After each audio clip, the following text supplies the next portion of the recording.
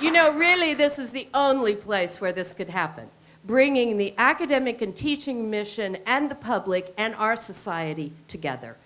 So I welcome to our stage Mark Booth and James Turrell.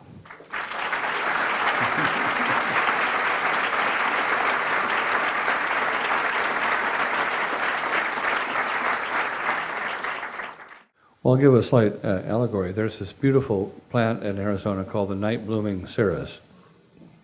A cacti that blooms once a year, and it blooms with the full moon.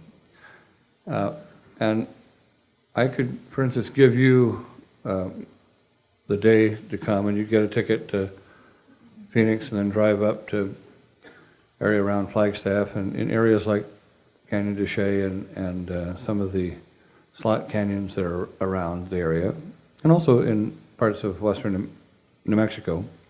I could direct you to where you could find this plant. So on the day of this particular full moon, you could go and locate the plant during the day and then set up camp and wait. And that evening, somebody could, you would begin to notice that the bloom was beginning to open, and as soon as the moon came up over the canyon wall, it would find this, and it would literally track it and open to it. And then you would also have the sensation of all these insects that know this is about to happen. They're all ready for it. They would be there, and it's really quite wonderful. And then in the late evening, it begins to go down. The moon is going down, and the bloom just folds, and it's had its moment. And so you could come and do that. I could give you that journey and have you take that.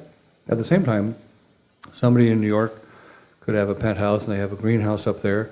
They have the same object of perception, the same plant, and that same thing would happen. They could serve some margaritas with salt on the glass, and you could have a very nice thing, and you could watch this same plant do that.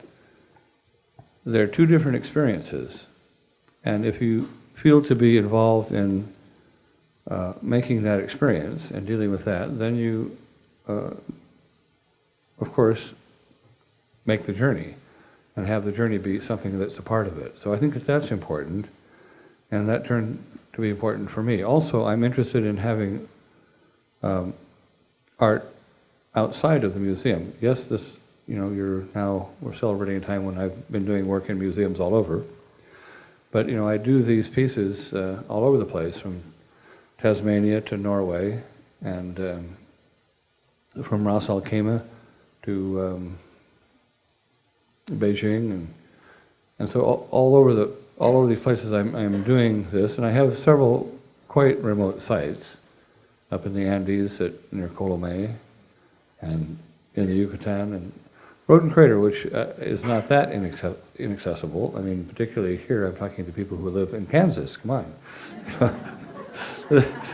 You live where many people never go.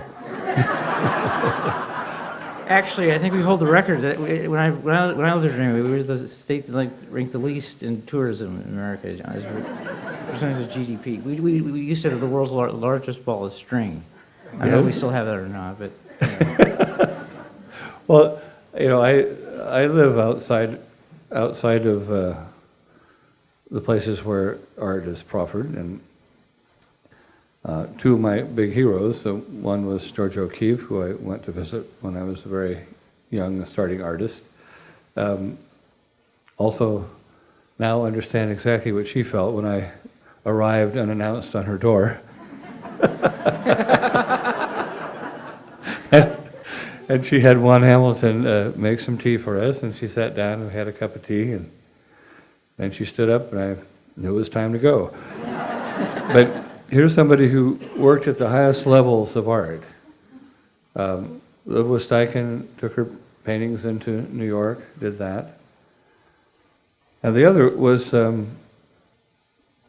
Agnes Martin. And Agnes Martin, even her vision, she made it into the vision of the West, where, if you put up a camera to the Grand Canyon, you can take a photo here, and photo here, photo here, and it's sort of all equal. You need to have it almost all together. So she did this decomposition, and mainly in the horizontal with her banding and striping, and but with no particular place of focus. Now, I do an art without an object. I make thingness of light without any image. I'm not interested in associative thought, and with no particular place of focus. These are about the most focused, the first works I've done in my first couple of years. But after that, the focus was drawn out. So having a work with no image, no object, no place of focus, what are you left with?